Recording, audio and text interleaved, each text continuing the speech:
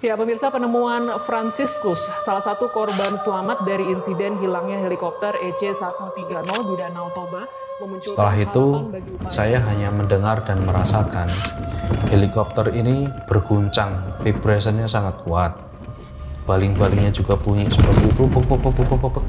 Kemudian belok yang kedua, sama vibration, puk, puk, puk, puk, puk. Wah.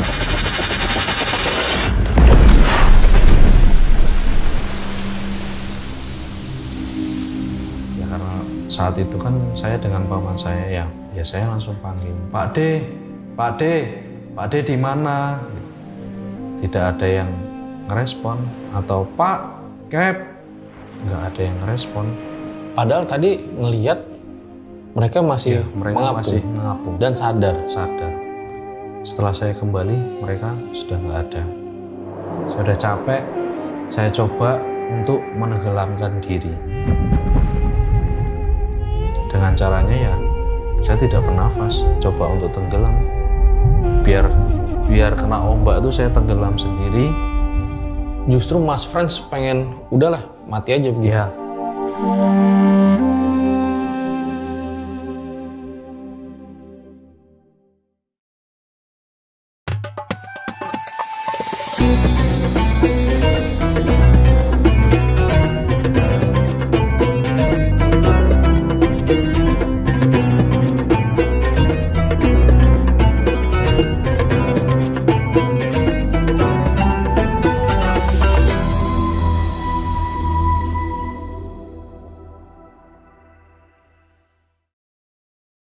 Satu korban selamat ini adalah Franciscus Subihardayan, dan saat ditemukan kondisinya lemah karena sudah mengapung selama 3 hari di perairan Danau Toba. Pesawat kan tidak langsung tenggelam ya, dia langsung heading di air, sempat keluar penumpang. Sempat keluar semua. Berapa orang keluar? Empat keluar. Lima keluar. 5 keluar itu sudah termasuk Pilot.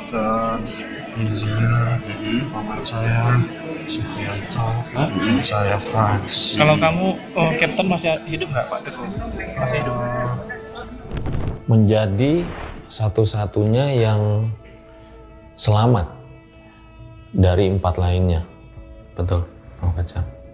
Saat itu jatuh helikopter dari ketinggian berapa? Ketinggian 3.500 feet.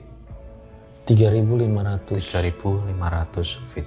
Jadi langsung jatuh aja ke bawah begitu. Ada belok 2 kali. Dan mengapung selama 3 hari. Betul. Di Danau Toba. Betul. Itu jadi posisinya di mananya daratan gitu saat itu jatuhnya. Jatuhnya itu kita diduga itu berada di tengah-tengahnya Danau Toba. Jauh banget berarti dari daratan. Kalau kita pernah hitung itu jaraknya danau aja 10 kilo. Berarti kita 5 kiloan jatuh di titik tengahnya. Maksudnya 5 kiloan tuh? 5 kilo tuh maksudnya mengarah ke daratan tuh 5 kilo. Kan panjangnya aja 10 kilo kan. Jadi memang jatuhnya di tengah-tengah. Di tengah-tengah danau. Saya jadi teringat juga ya, waktu itu kan ada sebuah tragedi begitu ya. Kobe Bryant jatuh juga dari helikopter, tapi saat itu karena cuaca gitu ya. Ini juga karena cuaca salah satu. Cuaca, Bang. Dan mohon maaf, paman dari kejadian ini harus meninggal dunia. Iya. Karena memang Mas Franciscus satu-satunya yang selamat. Betul, Bang. Saat itu bertahan hidupnya seperti apa? Tapi mungkin nanti bisa diceritain lengkap di podcastnya, ditahan dulu ceritanya. Nah, guys, karena memang Lebaran itu biasanya kita pengen pulang kampung, ketemu sanak saudara, terus juga mungkin ada yang liburan. Nah, dengan adanya kisah podcast ini, mungkin kita jadi sedikit berhati-hati lah gitu ya. Waspada begitu, jangan gegabah, buru-buru, jangan cepet-cepet yang naik mobil. Persiapan lebih dimatangkan gitu, agar dapat kembali pulang ke rumah dengan selamat. Dan buat kalian yang pengen ngirim cerita, bisa banget kirim ke sini. Langsung aja kita mulai. Berikut adalah ceritanya.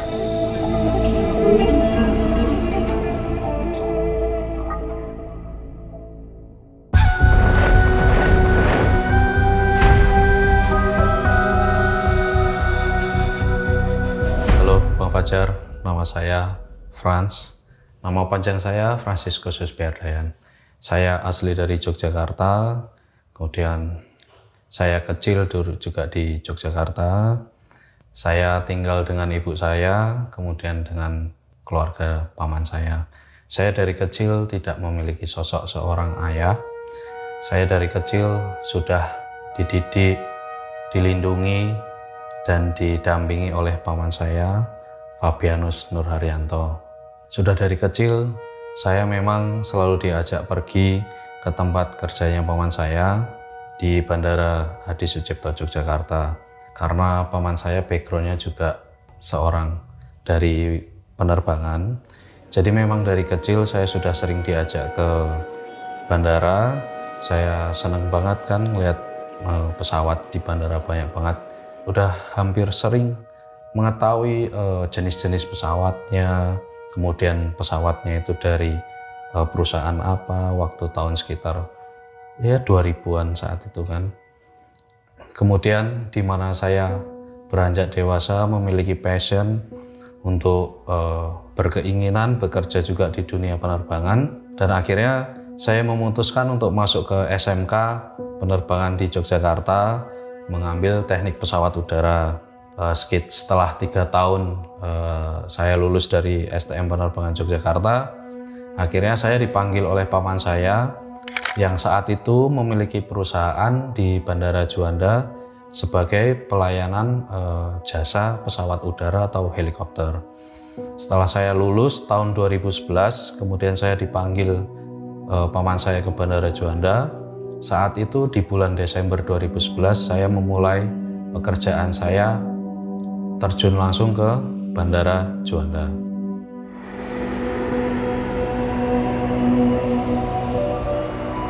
Saat itu saya sedang menghandle helikopter, di mana helikopter itu disewa oleh oil company yang melakukan penerbangan non-schedule dari Bandara Juanda ke rig atau offshore yang ada di daerah Madura. Pekerjaan itu berlangsung sampai tahun 2019. Setelah itu saya dikirim oleh paman saya ke berbagai daerah di Indonesia, pernah juga ke Bali, kemudian ke Tarakan, kemudian di Medan, di mana tahun 2015 tragedi itu dimulai.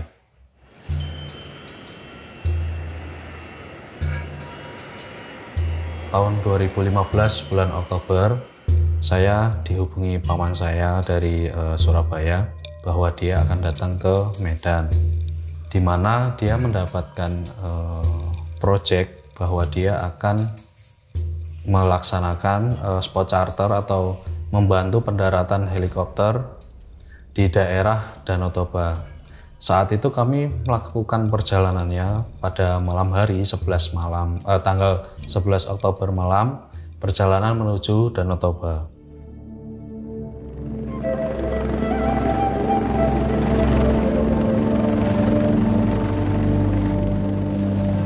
Kemudian ketika kita sampai di Danau Toba, kita langsung mengecek area yang akan ditempati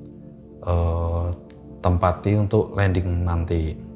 Setelah itu, di mana saya sebagai HLO atau biasa disebut Helicopter Landing Officer, yaitu adalah petugas pelayanan pendaratan helikopter, saya bertugas untuk mendeteksi apakah daerah heliport ini layak untuk didarati helikopter atau tidak, dan kemudian saya mengirimkan titik koordinat kepada kru yang akan bertugas saat itu.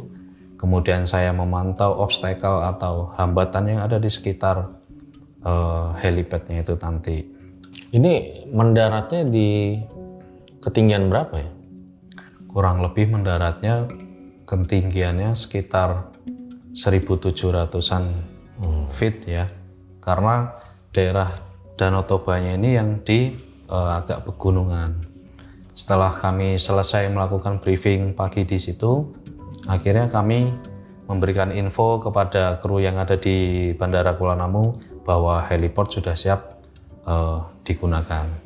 Tiba-tiba sekitar jam 9.30-an, helikopter sudah terdengar suaranya di area lokasi pendaratan.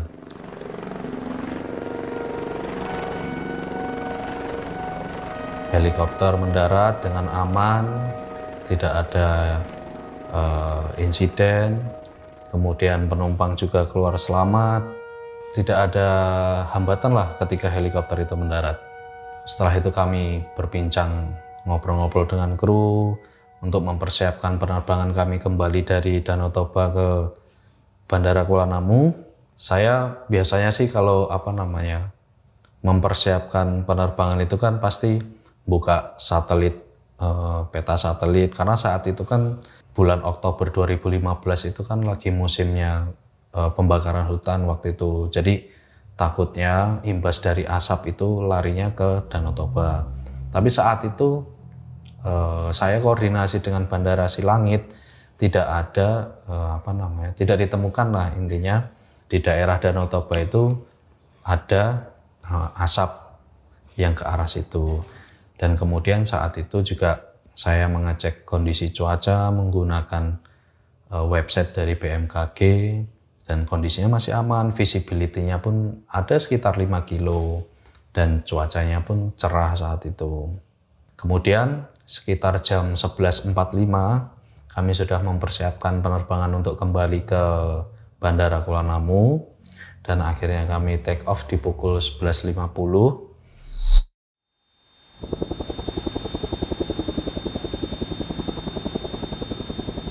15 menit terbang, kami masih melihat sekitar atau view dari Danau Toba, mulai dari pegunungannya, dari danaunya, itu tuh masih kelihatan dengan jelas. Ini berapa orang di dalam helikopter? Yang di dalam helikopter ada 5 orang dengan saya, 2 kru, kemudian 2 kru dan 3 penumpang. Kemudian setelah kita terbang tidak sampai 15 menit, kurang lebih 15 menit, tiba-tiba yang view-nya tadi bisa dilihat clear, tiba-tiba semua berubah jadi warnanya abu-abu. Abu-abu sangat gelap. Dari atas, bawah, kanan, kiri, semua warnanya abu-abu. Tidak bisa ngelihat sama sekali. Kondisi itu memang sangat mencekam saat itu, dan saya tidak tahu juga apa yang kru sedang bicarakan karena saya saat itu tidak menggunakan headset. Jadi saya tidak mengetahui action apa yang akan mereka kerjakan atau apa yang mereka bicarakan. Benar-benar nggak kelihatan apa-apa? Tidak kelihatan sama sekali. Setelah itu saya hanya mendengar dan merasakan helikopter ini berguncang, vibrasinya sangat kuat. Kemudian suara baling-balingnya itu sangat keras sekali suaranya, seperti vibrasinya tadi buk gitu. Kemudian helinya itu vibration, bergetar semuanya. Kemudian helikopter belok ke kiri yang pertama, sama vibration lagi, baling-balingnya juga bunyi seperti buk. Kemudian belok yang kedua, sama vibration buk.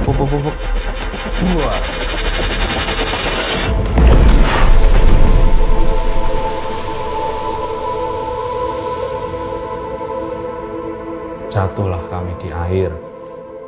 Dari ketinggian? Kurang lebih 3.500 feet. Setelah itu, saya hanya duduk terdiam setelah terguncang. Yang saya pikirkan cuma, kok jatuh ya, kok di air. Tahu-tahu airnya sudah setinggi lutut di dalam heli.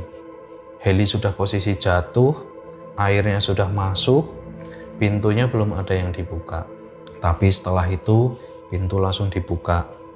Kru lewat pintu depan, kami penumpang lewat pintu belakang. Pintu bisa dibuka semua, kami keluar semua. Tapi yang saya lihat saat itu, tangan pilot yang sebelah kiri ini sedikit tersangkut di kolektifnya dia. Dan ada keluar darah, mungkin karena impact dari jatuhnya itu. Akhirnya entah terkena kolektifnya atau serpihan atau apa gitu.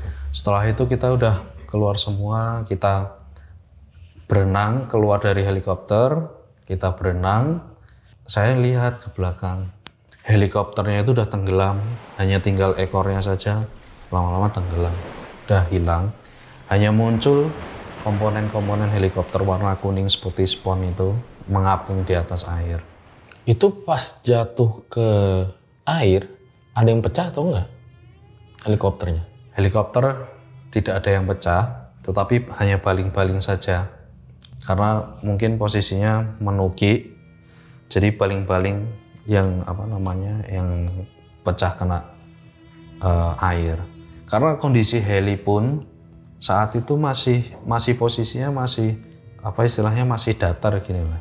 Hanya airnya masuk. Ya mungkin di depan lewat sela-sela airnya mulai masuk. Tapi helikopter itu tenggelam ketika kita sudah keluar semua. Baru helikopter itu tenggelam. Setelah kita berusaha untuk menenangin diri, tidak panik saat berenang, karena saya di situ kan istilahnya paling muda, saya mencoba untuk mencari pertolongan kapal nelayan atau mungkin ada kapal yang lewat gitu kan. Saya menjauhin kru tadi. Saya berinisiatif untuk mencari pertolongan. Tetapi setelah saya berusaha mencari pertolongan, ya tidak ada hasilnya. Karena memang waktu saya berenang pun jarak pandangnya juga terbatas sekali. Karena masih sama. Di atas saya ngelihatnya warnanya abu-abu gelap, dan ternyata di air pun juga warnanya seperti itu. Jarak pandangnya sangat terbatas, tidak kelihatan sama sekali. Saya hanya melihat gambaran seperti kapal dari permukaan air begini karena berenang kan. Saya dekati ternyata adanya enceng gondok. Terus saya kembali lagi karena saya tidak membuahkan hasil mencari kapal. Akhirnya saya kembali lagi ke tempat kita jatuh tadi, di mana komponen spon-spon kuning itu tadi di situ. Saya mencoba teriak-teriak. Ternyata mereka tidak ada di situ. Teriak apa? Ya karena saat itu kan saya dengan paman saya ya saya langsung panggil, Pak D di mana? Gitu. Tidak ada yang ngerespon, atau Pak Cap, nggak ada yang ngerespon. Padahal tadi ngelihat mereka masih mengapung dan sadar. Setelah saya kembali, mereka sudah nggak ada.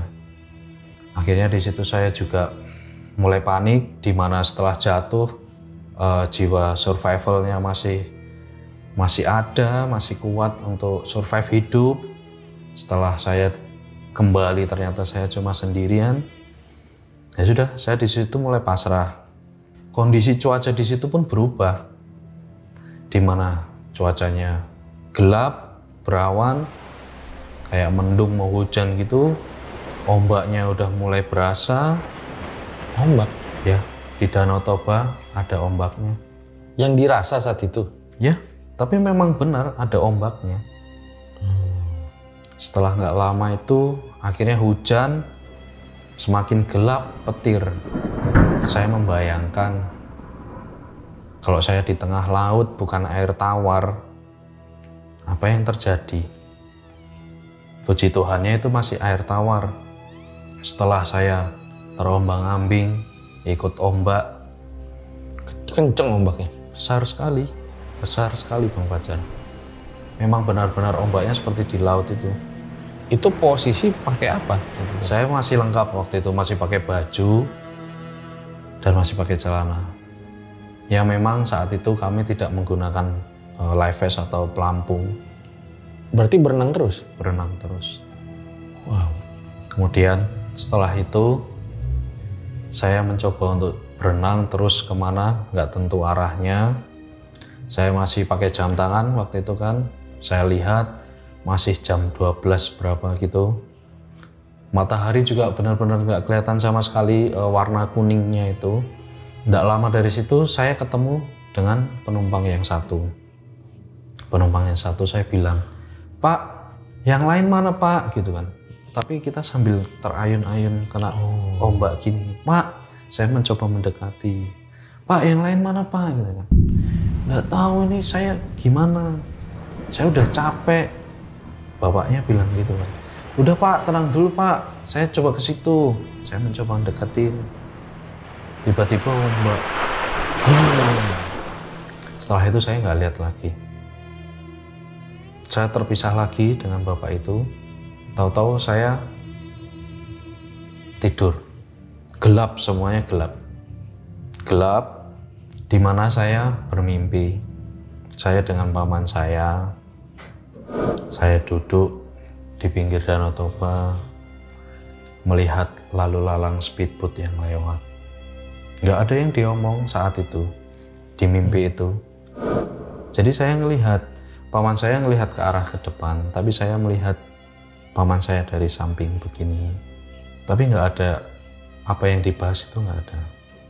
Tapi saya tahu lokasinya itu, di mananya saya tahu.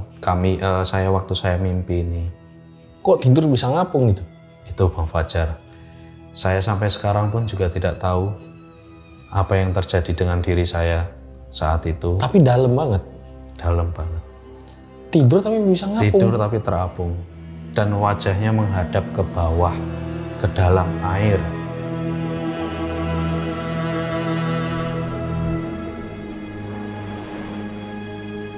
Hari kedua, di mana saya terbangun dengan posisi tengkurap di atas permukaan air, wajah saya menghadap ke air, ke bawah. Saat itu saya sudah tidak pakai celana, sama baju saya sudah lepas, saya cuma tinggal memakai celana dalam dan kaos dalam. Saya mencoba berenang ke arah timur, karena apa, saat itu kan masih jam 10 kurang lebih, berarti matahari kan ada di sisi sebelah timur. Saya mencoba berenang ke arah timur, ngikutin terus kan. Tapi kok nggak sampai-sampai, kok nggak ada daratan atau kapal. Saat itu kondisinya sama, cuaca masih warnanya abu-abu juga, masih gelap kayak gitu, sama. Nggak lama saya berenang, banyak burung-burung kayak burung-burung camar gitu terbang gitu di atas kan. Berarti kan burung ini mencari ikan ya, berarti tidak jauh dong dari daratan. Kemudian saya mencoba untuk ngikutin burung itu, ternyata burung itu hinggapnya di enceng gondok tadi. Saya berpikir, apakah enceng gondok ini bisa untuk saya tidur ya di atasnya. Saya mencoba mendekati enceng gondok, saya lihat enceng gondoknya ternyata besar-besar. Dan saya coba untuk tidur di atas enceng gondok, ternyata bisa mengapung di atas enceng gondok. Karena saya berpikir, ketika sore hari di danau itu selalu ombak, bukan selalu, maksudnya hari pertama sore itu kan ombak. Saya untuk berjaga-jaga, apakah lebih baik saya dari nggak ada pelampung, saya menggunakan enceng gondok tadi, saya mencoba memasukkan enceng gondok itu ke dalam kaos dalam saya. Dan ternyata saya juga terbantu. Enceng gondok ini menjadi pelampung bagi saya. Itu kan berarti udah sehari terapung. Minum makannya apa? Saya hanya minum aja. Tadi untungnya itu air tawar. Rasanya gimana?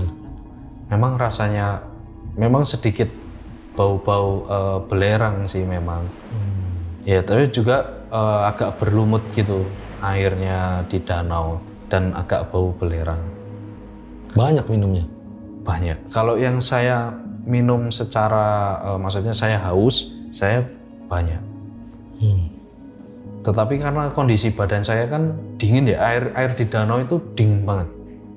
Entah mau pagi atau malam, itu dingin banget airnya, suhunya. Di hari kedua itu, saya ngelihat nih kayak tangan, kaki gitu ya. Tangan saya itu udah mulai keriput-keriput gitu. Jari-jarinya ini udah mulai keriput-keriput. Badan saya juga udah mulai licin, kayak licin gitu. Dipegang gitu. Kemudian saya tetap terus melanjutkan berenang ke arah timur. Karena matahari ada di timur ya, saya ke sana terus. Nggak sampai sore hari, saya pingsan, entah pingsan atau tertidur. Entah posisinya bagaimana saya juga nggak tahu. Kemudian sore, saya mendengar suara pesawat itu terbangnya rendah banget. Nah, saya cuma melihat gini doang. Ngelihat aja ke atas. Ya saya ngelihat pesawat itu lewat. Ya saya mau kayak minta tolong atau ngelambaikan tangan gini, rasanya udah nggak kuat banget gitu. Oh, melambaikan tangannya udah nggak kuat? Udah nggak kuat. Mau teriak aja udah nggak bisa, apalagi melambaikan tangan. Saya cuma berharap saya tuh segera ditemukan. Ya kita berenang lawan ombak kan energi terkuras banget pasti. Ya, betul Bang Fajar. Apalagi ombaknya besar katanya. Iya, ombaknya besar sekali memang. Waktu itu sudah berpikir bahwa wah kayaknya sampai sini doang nih hidup. Iya, karena setelah sore tadi saya kebangun, sama kondisinya cuaca, ombaknya sama kayak hari pertama. Udah gelap, mulai hujan, petir, ombaknya besar. Dari situ saya udah nggak kuat juga, saya udah pasrah, saya teriak dengan lantang. Tuhan, Engkau itu maha penolong umatnya, tunjukkan mujizatmu. Saya sampai berteriak seperti itu, karena emang saya benar-benar pertolongan gitu. Di detik-detik, misalkan saya tidak hidup saat itu, tidak ada bantuan apapun kah gitu. Setelah saya ngikutin ombak kemana kemari gini, akhirnya saya udah capek, saya coba untuk menenggelamkan diri. Dengan caranya ya, saya tidak bernafas, coba untuk tenggelam. Biar kena ombak itu saya tenggelam sendiri, ternyata nggak bisa. Saya muncul lagi ke permukaan air. Beberapa kali saya coba seperti itu. Kenapa pengen tenggelam? Ya karena saya sudah capek Bang Fajar. 2 hari saya tidak ditemukan, kondisinya saya sudah lelah, tidak ada harapan buat hidup, sendirian. Justru Mas Frans pengen udahlah mati aja begitu. Ya, udah selesai aja. Udah capek banget rasanya Bang. Udah nggak ada harapan lagi, makanya saya teriak seperti itu sama Tuhan. Dan akhirnya saya mencoba untuk menenggelamkan diri pun juga tidak bisa. Setelah itu di kondisi gelap itu pun saya masih kebangun. Dan yang saya lihat cuma hitam semua. Nggak ada cahaya lampu atau apa, nggak ada. Hanya suara ombak ketemu biuk, biuk, gitu aja. Dinginan banget nggak sih? Pasti kedinginan banget. Dingin banget. Menggigil saya. Setelah itu saya pingsan lagi. Kemudian lanjut ke hari ketiga.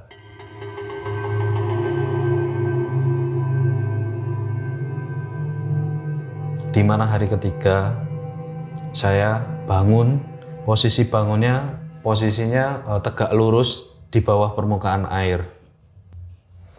Saya ngelihat ke bawah, saya sudah tidak pakai apa-apa, tidak ada baju atau enceng gondok yang menempel. Badan saya sudah putih seperti mayat warnanya, mayat terendam air gitu, udah keriput semuanya.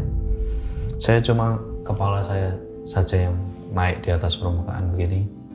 Disitulah kelihatan bentuk gambar pulau gitu, permukaan gitu. Saya waktu itu bilang, kalau saya ditemukan, terima kasih ya Tuhan. Kalau tidak, saya sudah siap saat ini. Tetapi Tuhan berkehendak lain. Saya mendengar suara, korban ditemukan komandan, menuju ke posko. Saat itu saya sudah berada di atas kapalnya tim penyelamat dari marinir, polisi, dan TNI. Saya langsung dibawa ke posko di daerah Pangururan. Saya langsung bilang saat itu dengan Pak Totok Marinir, Pak, saya ini korban heli, masih ada 4 lainnya di air. Iya Mas, tenang Mas, kita sudah melakukan pencarian. Setelah itu, saya langsung dibawa ke puskesmas di daerah terdekat dengan posko. Saya memang langsung meminta untuk dipasangkan selang oksigen, karena saat itu kondisi saya lemah sekali tuh Bang. Saya tuh pengen berbicara kepada tim penyelamat, kalau apa yang saya alami itu kan, ya kita tuh memang benar-benar jatuh dari heli, kemudian kami menyebar, sampai saya ditemukan, mereka mungkin masih di air atau terdampar seperti itu. Maksudnya, saya tuh mau menceritakan itu. Kemudian Setelah dari puskesmas saya dibawa ke RSUD di Siparmahan, ya di daerah Pangururan situ. Kemudian saya dirawat kurang lebih 5 hari. Setelah perawatan itu saya mau dirujuk ke Rumah Sakit Bayangkara di Medan. Tetapi saya mencoba untuk meminta tidak diterbangkan ke Medan karena saya ingin tetap berada di Danau Toba untuk mengikuti proses pencarian, di mana sampai saya ditemukan pun paman saya juga belum ketemu dengan kru yang lainnya. Tapi itu tidak boleh. Saya juga tidak tahu tidak bolehnya itu oleh siapa. Saya benar-benar merasa kehilangan dengan paman saya di situ, di mana saya sudah ditemukan, tapi kok paman saya dan kru lainnya belum ditemukan. Saya mencoba untuk berdiskusi lagi dengan tim kesehatan di sana, kemudian tim SAR, apakah saya boleh ikut untuk pencarian, tapi tetap tidak boleh. Ketika saya mau dikirim ke Medan, saya masih sempat ditawari oleh Basarnas, Mas Fran mau diterbangkan ke Medan menggunakan heli. Saya jawab mau, karena saat itu perasaan saya untuk terbang itu masih tinggi gitu loh. Saya tidak trauma dengan setelah saya jatuh itu, karena saya berpikiran saya ini harus nemuin paman dan kru gitu loh, ya kan Bang. Jadi perasaan itu yang bikin saya tuh jadi bangkit lagi. Tetapi ya memang tidak bisa saya tinggal di situ. Prosedurnya ya? Iya, karena memang dari masyarakat, kemudian media, kan banyak sekali ya di rumah sakit itu ya yang meliput. Jadi untuk ya mungkin saya sih berpikirnya karena itu rumah sakit, ya tidak baiklah banyak orang berkerumun di situ. Ya akhirnya saya diberangkatkan ke Rumah Sakit Bayangkara Medan. Tapi saya tidak jadi menggunakan heli karena saat itu kondisi cuacanya sama seperti yang saya alami. Semua langit warnanya abu-abu. Setelah sampai di Rumah Sakit Bayangkara Medan, saya menjalani pemulihan kurang lebih 3 harian. Sampai hari terakhir saya dinyatakan sudah fit, sudah bisa pulang, dan akhirnya saya kembali pulang ke Jogja. Ketika saya pulang menggunakan pesawat dari Kuala Namu menuju Cengkareng, saya pun masih merasakan ya itu tadi turbulence itu, dimana turbulence itu juga rasanya sama seperti yang saya rasakan ketika saya mau jatuh. Kondisi getarnya juga sama. Saya juga megang kursi pesawat itu sampai kenceng banget ke bawah gini, ya Tuhan gitu.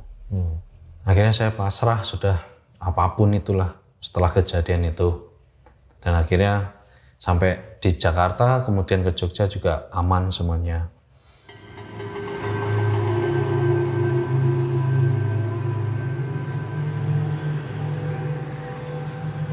Saya bertemu dengan ibu saya juga merasa bersalah atas kehilangan paman saya. Di situ saya juga mulai merasa takut, apakah saya yang akan disalahkan dengan pulang tidak membawa paman saya. Tapi setelah itu keluarga bercerita bahwa ibu, tante, kemudian anaknya paman saya mendapatkan mimpi. Mereka bertemu dengan paman saya. Tapi ini ceritanya atau mimpinya tuh beda-beda waktunya. Mimpi kayak gimana? Ada yang kayak ibu saya mimpi sedang ngobrol dengan paman saya, bertatap-tatapan, tapi paman saya diem aja. Terus tante juga gitu. Tante tuh mimpi tapi hanya dengar suaranya aja. Masih ingat nggak apa yang dia kalau ibu saya ini waktu itu kondisinya di rumah Jogja, tapi hanya melihat paman saya tuh dari belakang gitu. Kemudian kalau tante Tante itu hanya mendengar suara kalau paman saya itu bilang, kalau manggil ke adiknya kan ini ya, Mas Har ya. Mas Har lagi ada di Teluk Naga. Nah kita cari tahu tuh bang, Teluk Naga di mana kan? Teluk Naga ternyata jauh banget, ada di Tangerang, ada di Kalimantan. Nah itu jadi nggak masuk akal lah gitu kan. Oh jadi dalam mimpi dia bilang. Iya dia bilang. Paman lagi di Teluk Naga. Teluk Naga. Terus kalau anaknya juga, ayah belum pulang ya, ayah masih di air gitu. Oh. Ya itu jadi mimpinya seperti itu. Nah nggak lama dari mimpi itu mulai muncul lah kayak barang bukti ya, mulai dari jok heli, kemudian sepatu saya, sepatu paman saya itu baru ditemukan. Nggak lama dari itu juga proses pencarian dari tim SAR akhirnya ditutup. Berarti hanya sepatu yang ditemukan? Ya, hanya sepatu untuk menjadi barang bukti. Sepatu Mas Frans sama sepatu paman ditemukannya jauh tempatnya atau gimana? Jauh banget bang. Istilahnya di barat dan di timur. Hah? Ya. Kok bisa? Padahal pas pertama itu udah nggak pakai sepatu kan?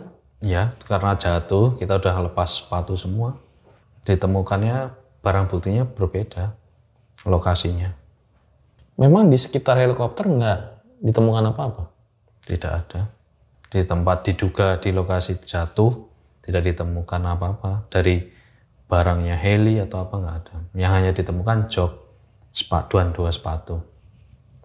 Helikopternya ditemukan? Tidak ditemukan sama sekali. Akhirnya setelah sekian lama kita selesai masalah penutapan tim Basarnas atau KNKT itu, akhirnya kita keluarga berdiskusi untuk mencoba mencari tahu dengan spiritual, di mana keluarga kami akhirnya setuju untuk mencari orang pintar yang bisa mencari posisi atau keberadaannya paman saya.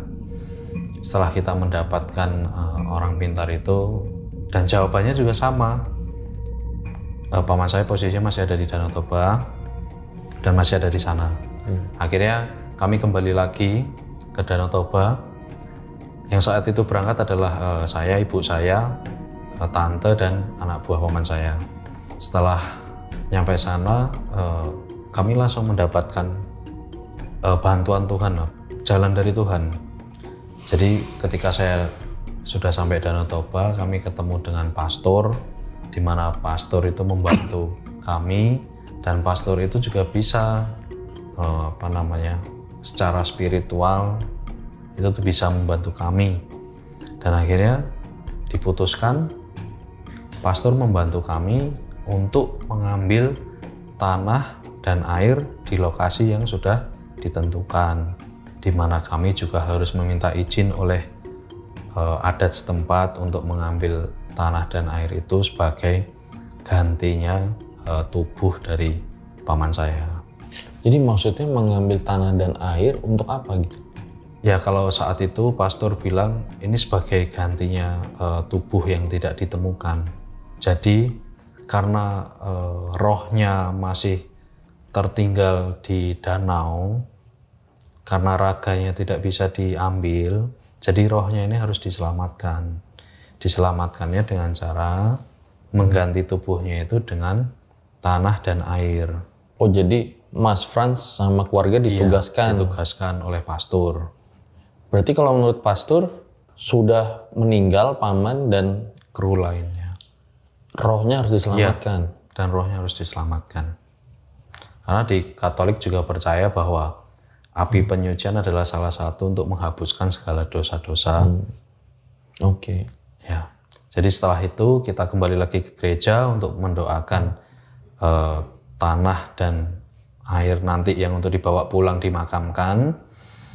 Kami juga mendapatkan bantuan dari saudara juga, yang saudara tidak kenal istilahnya, karena kami dibantu juga. Kami datang ke Pusuk Buhit namanya, di mana kami harus mendaki dulu ke sampai puncak Pusuk Buhit, di mana di Pusuk Buhit nanti diadakan ritual atau doa adat Batak, di mana kami sudah siap semua. Salah satunya adalah saya, korban yang selamat saat kecelakaan. Saya itu meminta untuk bagaimana nih, maksudnya kru paman saya yang tidak ditemukan nih, apakah masih bisa, tubuhnya itu bisa ada gitu kan. Nah, setelah kita menjalankan ritual. Baik, jadi setelah mengambil tanah dan air itu sama saudara yang sebetulnya dikenal, ya, menjalani proses adat di sana. Ya, di Pucuk Buhit. Oke. Dan di Pucuk Buhit kami juga, saya sendiri kaget mendengar jawaban dari Opung. Jadi saat melakukan ritual itu ada saudara-saudara saat itu tuh kerasukan opung-opung menggunakan bahasa Batak semuanya. Saya juga baru tahu tuh ditranslatekan ketika sudah selesai. Jadi intinya kami kru heli itu tuh melakukan kesalahan, tapi dia tidak menyebutkan kesalahannya apa. Dan kami harus lebih untuk tahu diri. Itu kan jadi gini, kalau kita datang ke rumah orang, permisi, tahu tata krama dan sopan santun, tapi kami tidak. Setelah itu Opung itu yang berbicara itu cuma bilang, jagalah diri kalian. Udah gitu. Nah, saat itu di kondisi di pucuk bukit itu, di puncaknya itu memang penuh dengan orang-orang yang sedang camping itu Bang. Nah, akhirnya yang kemasukan roh Opung ini tadi teriak, kalau tempat ini nih bukan untuk tempat kalian camping. Nah, akhirnya saat itu juga kami bantu untuk mulangkan mereka semua yang camping-camping di situ. Karena ini adalah tempat untuk berdoa adat Batak. Tempat suci menurut menurut roh leluhur itu. Iya, di situ. Dan saya mencoba untuk menggabungkan ketika dari pastor dan ritual yang di pucuk bukit ini, ternyata ya betul jadi masuk akal gitu loh. Ternyata ya mungkin kami melakukan kesalahan di Danau Toba. Kesalahan berupa? Tidak pernah diberitahu. Jadi lebih kembali ke diri kita masing-masing melakukan kesalahan apa. Tidak ada jawaban. Ritualnya itu ritual apa ya? Boleh diceritain nggak saat itu?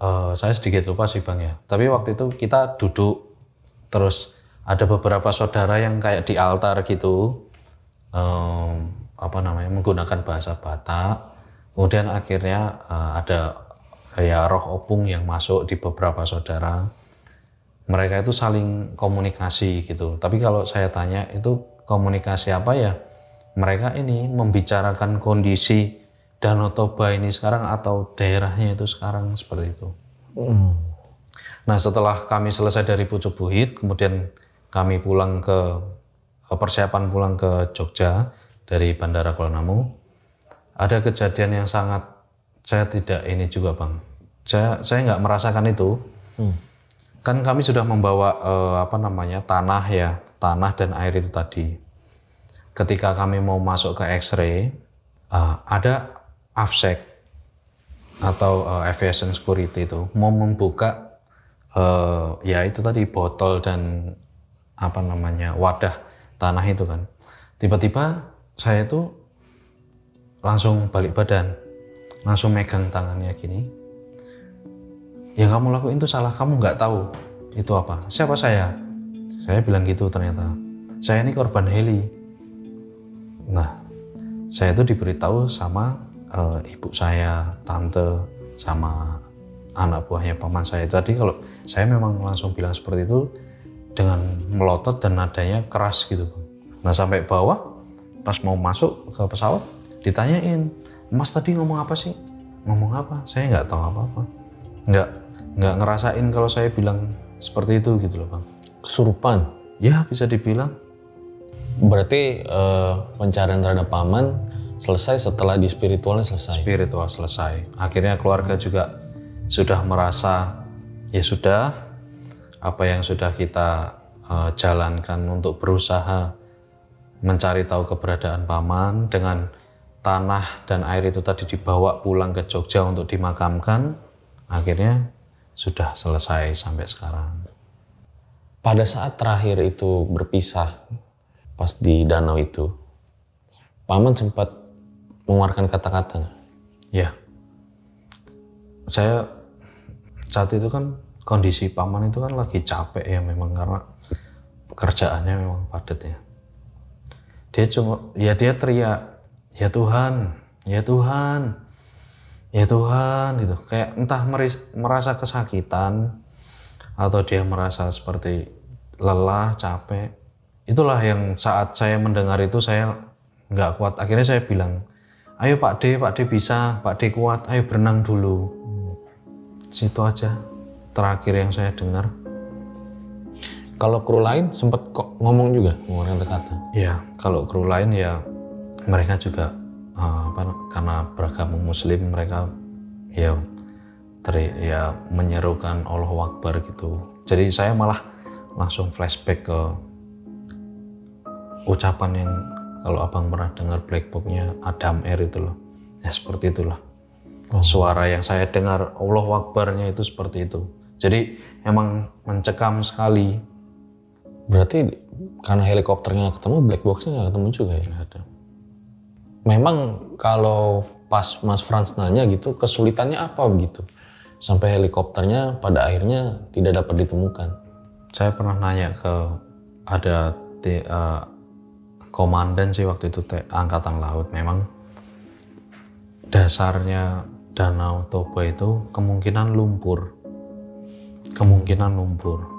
Jadi benda apapun tidak terdeteksi di bawah lapisan lumpur dan kedalamannya pun tidak dapat diidentifikasi berapa kedalamannya. Jadi kalau mau ditanya ketemu apa enggak helikopternya kayaknya nggak bisa bang. Ya karena tadi ya ada kesulitan tadi pas proses evakuasi. Sempat nggak ada dugaan gitu? Di mana sih sebetulnya keberadaan paman gitu? Kalau saya pribadi, saya menduga paman sudah nggak kuat berenang, kedinginan. Ya setelah turun hujan itu tadi, ya kemungkinan nggak jauh dari helikopter. Memang saat itu kondisi paman juga lagi capek banget memang, karena baru datang sorenya, malamnya sudah perjalanan ke Danau Toba. Memang paman orang seperti apa sih kalau boleh diceritain? Sosok bapak banget sih buat saya. Dari kecil saya itu udah istilahnya dididik dengan caranya beliau, dijagain apa-apa, diusahakan lah buat saya. Ya selama saya nggak pernah memiliki figur seorang bapak, paman saya tuh yang ngerasa bapak nomor satu lah gitu. Ya meskipun banyak yang bilang ya muka saya tuh mirip dengan Pak Dehar, tapi saya masih ponakannya seperti itu. Ya karena saya deket tadi, nggak bisa diungkapkan dengan kata-kata bang. Pokoknya Pak Dehar itu keren lah. Jadi seperti sebuah keajaiban gitu ya. Hari ini Mas Frans masih bisa selamat dan sampai sekarang pun nggak tahu alasan kenapa bisa mengapung gitu ya. Iya. Rahasia Tuhan, mujizat Tuhan. Dengan 3 hari saya mengapung dengan kondisi yang berbeda-beda. Jawabannya belum ketemu bang. Hingga akhirnya hari ini memberanikan diri, ya kirim cerita ke Erjel dan ingin membagikan kisahnya. Luar biasa. Terima kasih Mas Frans. Terima kasih atas ceritanya yang luar biasa. Itu deh guys, akhir dari episode ini ya. Semoga ketika kita memang dalam perjalanan nggak pernah bisa memprediksi begitu ya. Tapi ya nggak ada salahnya gitu. Kita mempersiapkan kendaraan kita, diri kita, pengetahuan kita, medannya seperti apa gitu. Jangan sampai ketika sudah terjadi begitu, penyesalan datang di kemudian hari. Gue rasa cukup demikian episode Om Ahmad pada kali ini. Gue Fajar Ditya, RJ5 undur diri. Ciao.